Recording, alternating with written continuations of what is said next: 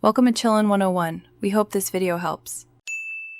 You start by preparing what's required: a Google account, payment method, and a cloud Android provider that streams a virtual device. Once chosen, create an instance and note credentials. Next, install a compatible remote client or use Safari/Chrome if the provider supports web streaming. Make sure your iPhone is on Wi-Fi and has stable bandwidth.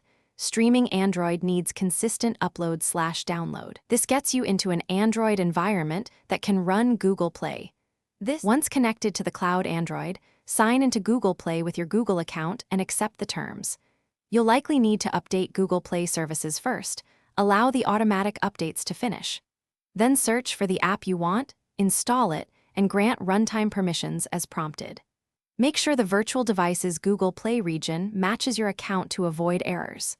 While installing, keep the streaming client active and monitor latency. Lower latency makes touch and media controls behave correctly. Now launch your Google Play app inside the streamed Android and use it like on a phone. You control it through touch gestures in the streaming client, map keys, or enable virtual controls if the service offers them.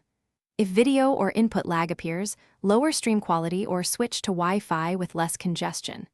If an app fails, sign out/in, clear Play Store cache in settings, or restart the virtual device. If problems persist, contact the cloud provider. They manage the Android environment. Thanks for watching. Consider subscribing if we helped you.